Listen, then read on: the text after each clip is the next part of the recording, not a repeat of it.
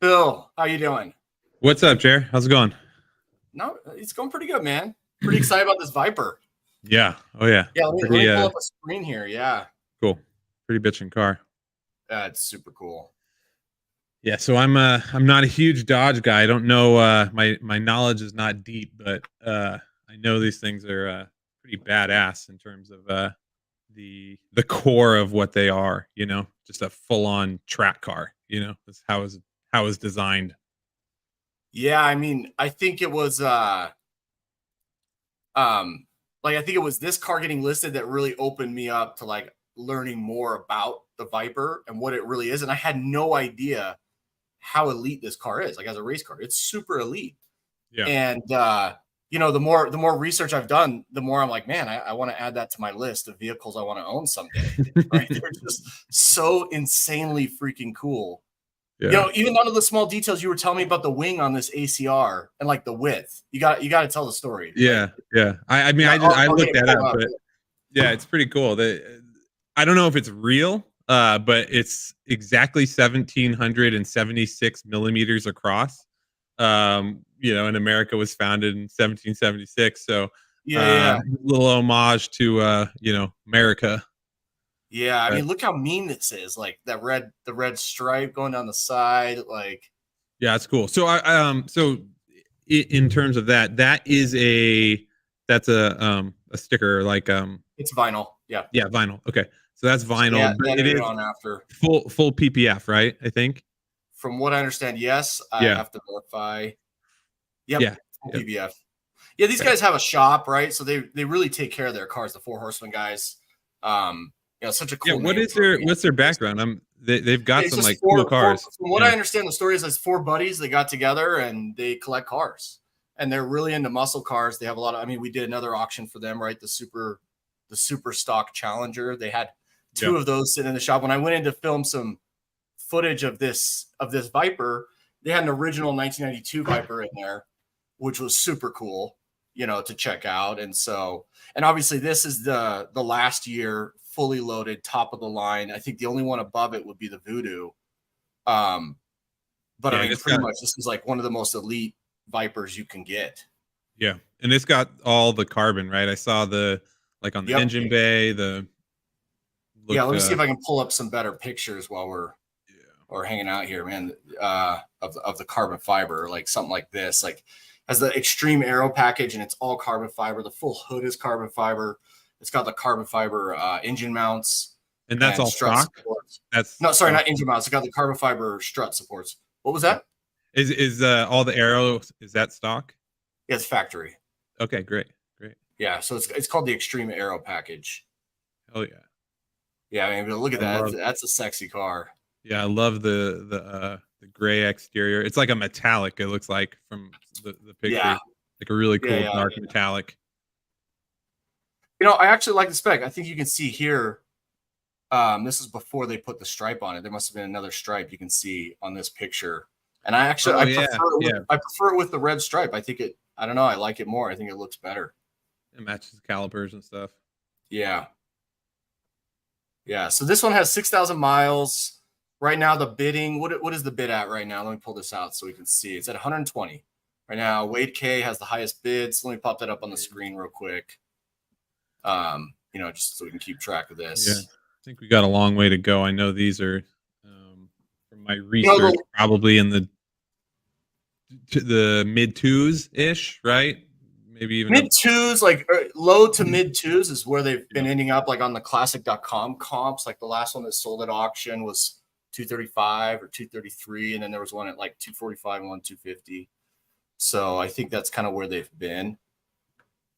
But yeah, we've got 7 minutes left, so there's plenty of time. Plus, with that 2-minute, timer that restarts, this thing can go over quite a bit as people jump in and start bidding. Yeah, I can't wait for. Why don't you go ahead? I said I can't wait for our update. Oh, dude. It's in the pipeline. So cool. Yeah, I think maybe we'll talk about that on the 9/11 live stream. Okay. We'll go live on that one and talk about it. But it's gonna be pretty cool. Basically, when people place a bid, they can attach a GIF, so they can, I don't want to say talk shit, but just have more fun. when they're placing a bid, like, hey, I did this cool thing. And anyway, a little more character to it. Yeah, exactly. All right. Well, so yeah, do you want to give us a little bit of the history that you looked up on the Viper? And yeah, sadly, we weren't able to get a Viper expert to join us today. That would have been really fun. Yeah, I'm far from a Viper expert. Yeah.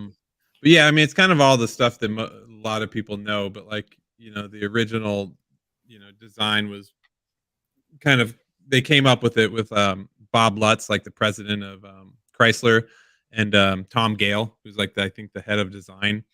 And Okay. they basically were like, all right, fucking just make the coolest car out there. Just like totally track based. Don't put anything in it that's not necessary. So, they basically like took I guess Carroll Shelby was involved as well. I saw. Yeah, I thought he Which had how an heavily. influence on this vehicle. I mean, it has so many similarities to the original Shelby's, right? Like the Yep. side exhaust, the long hood, big V8, Yep. big 10, big bore engines. Yeah. Which I guess they got that from Lamborghini because at the time, Chrysler Fiat owned Lamborghini, so the engine is actually I think designed by Lamborghini. So, The engine is designed. Was it purely Lamborghini, or was it like kind of like a collaboration? I think it was a collaboration. Yeah, got it. Okay, collaboration. But I mean that is wild that you have a Dodge Viper that is just core American, right? And Lamborghini helped develop the original engine. I mean, that's kind of wild. Yeah. But that was, I mean, and they wanted to compete with Lamborghini and Ferrari, right? Like, at the time, Dodge was not really known for anything racing, right? So they were just like, just have at it. Make the most badass car, and then, and like the first couple of versions didn't have anything on it. It was like no door handles, no top, no air conditioning, all of the, kind of like definitely not traction control.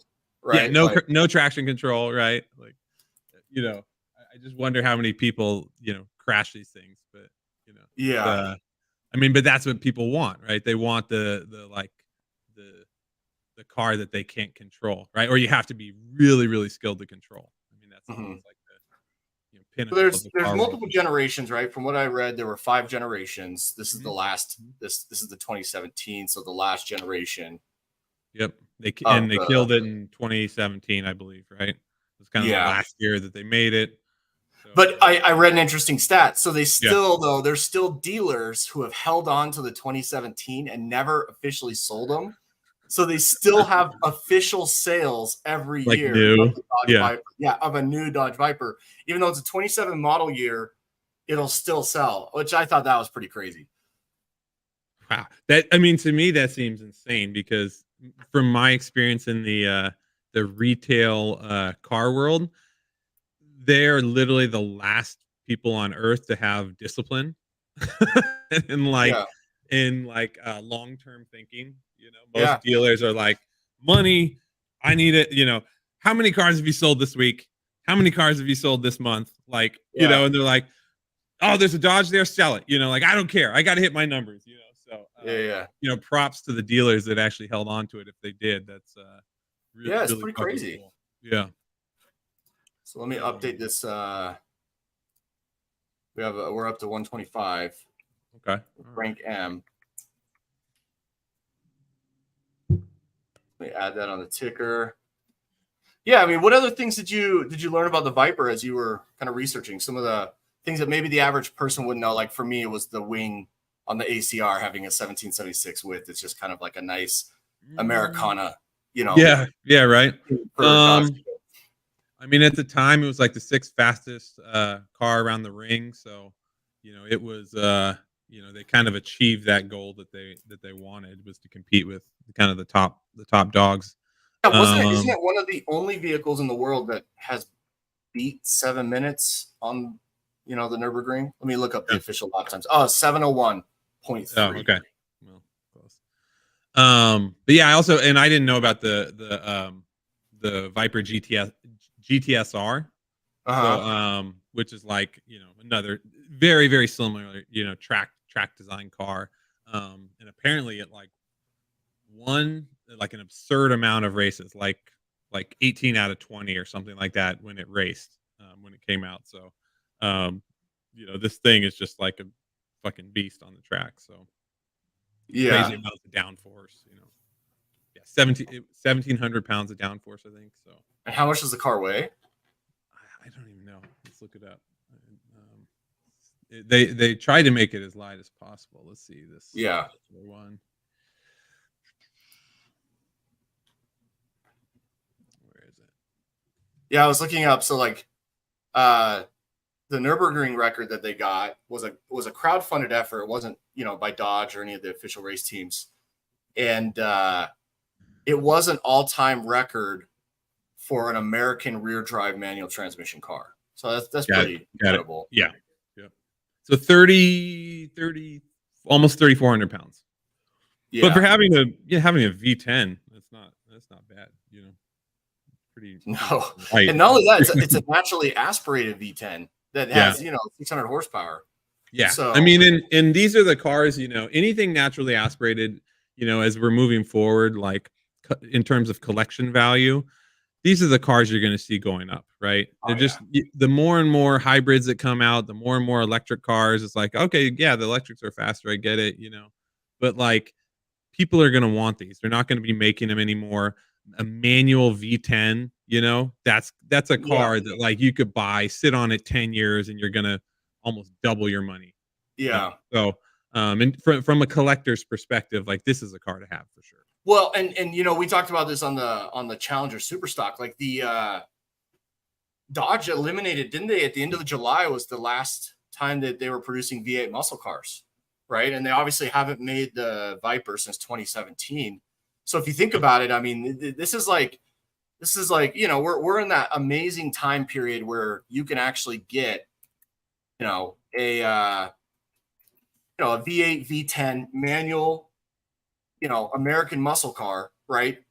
And I don't think you're going to be able to get them with low miles like this, without it hitting into that, kind of elite status on pricing going down the road, right? They're still relatively affordable, I think is what I'm trying to say. Yeah, and anything they're going to create has to have some kind of battery in it, right? Like if you're going to compete with these other brands, right, in terms of speed, like you have to go battery, right? Yeah, I mean, the hybrid powertrains are pretty incredible. I mean, they are game changing on speed. So if you're going to build something that's designed for speed, you're not going to see these naturally aspirated cars again, So all right, we're up to 150. It looks like 150. But the 150 Wade K is holding it. We got about a minute left, but it looks like there's a couple people kind of going back and forth on this one. Oliver S. All right, Oliver S. and Wade K. All right, and Frank M. 150. All right. Still not quite there, but let's see. Hopefully, we can get up there. Oh, just jumped up again. Frank M. Let me update this. All right.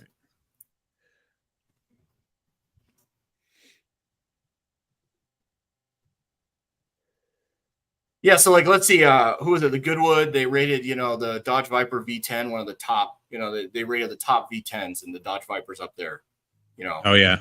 With some of the elite ones, they had like the 8 best V10s ever made, and it was like obviously you got the M5 V10 was pretty incredible from BMW, the Viper, the Lamborghini V10s. They had an F1 car in there. I was like, yeah, they did. What? They did. It was like Michael Schumacher's, wasn't it? Or was it one of the early Ferrari like 04 or something? Yeah. Yeah. Pretty funny. Didn't think I see that on there, but it makes sense. Yeah. All right. Well, hopefully we hit this. Hopefully hit the reserve. Yeah, it'd be great for someone to. Okay, so we just got another one from Wade. All right. Let's go, guys. Let's get this guy sold. Yeah. Be a nice one. And where are the four horsemen based out of? So they're in Draper, Utah. It's kind of like it's just south of Salt Lake City, about 30 minutes or so. So nice. Yeah, they have a pretty cool shop out there. Nice collection. I mean, the cars that we've seen have been just immaculate. Oh yeah, I mean they're all like these crazy low miles. I mean, muscle cars. They got 2 super stocks delivery miles. the last of the 800 horsepower Challengers, right? Supercharged Challengers. They had we had that GT 500 we were working with them on, which is a super cool Ford vehicle. And did you see this one in person? Did you? I did. Yeah, I got to go see it in person. It was pretty fun. In terms of condition, I imagine like immaculate, right? Yeah. Like these guys are. Yeah, if these guys are tucking away cars, and the only car this has is that title issue, and I was talking to him about it, and we almost didn't list it because of that, but we ultimately decided like it's such a fluke, and it really doesn't affect the car. Basically, the car had a lemon title because they swapped the engine, and it's on the Carfax at 80 miles. Like Dodge basically put in a new engine.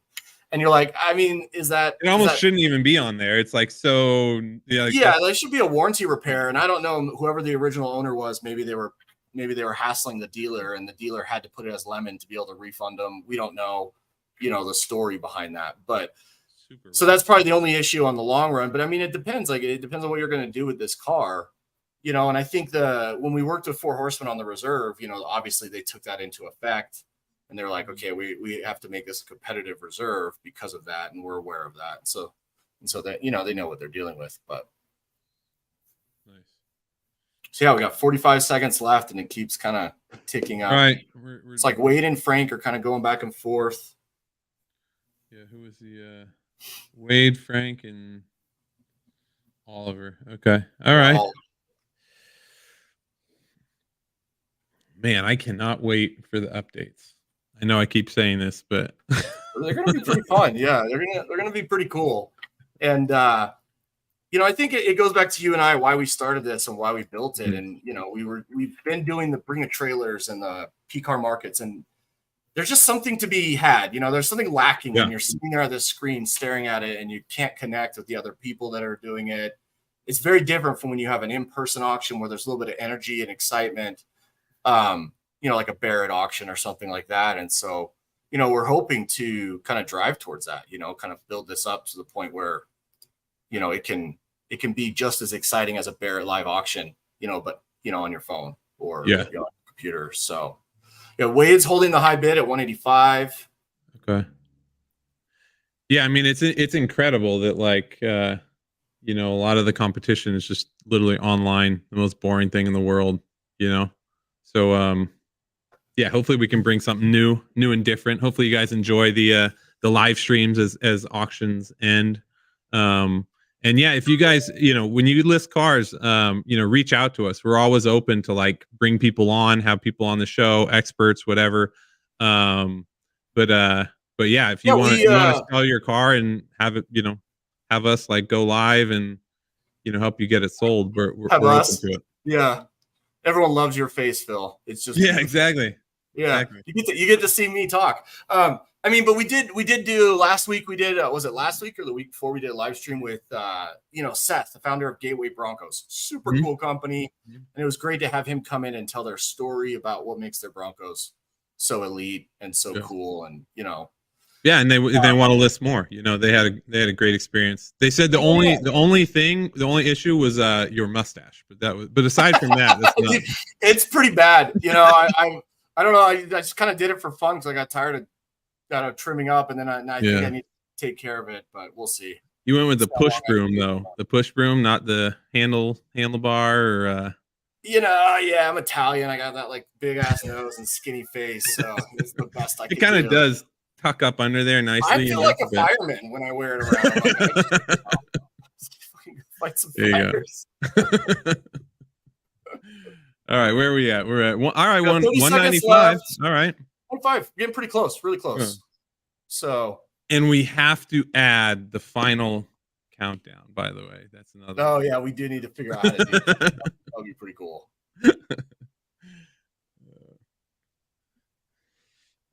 15 seconds.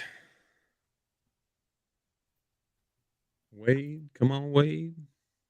8 seconds. Yeah, Wade. Let's see, we got 8 seconds. 6, 5, Wade, K, come on. 5 seconds. It's either Wade or Oliver or Frank. Okay. Yeah. Auction ended. Frank. Did not hit reserve, but it was really close. That one was really close. Yeah. All right. So got a good run there. Up to 1. Yeah, good run. Good auction. All right. Yeah. I'm excited for our update to go live on the next auction. That'll make it a little more fun for the people who are bidding on the 911. So, and we'll have to again, we try to put deals together after the block, so we'll definitely reach out to Frank and see if we can get reach this out to sold. Frank, see if we can Reach get this out to the deal Four closed. Horsemen. Yep, absolutely. All right, Phil, I think this is it. Cool. This is usually when we end our live broadcast. So, all right. Well, thank you, and we'll see you guys later. Okay. See ya.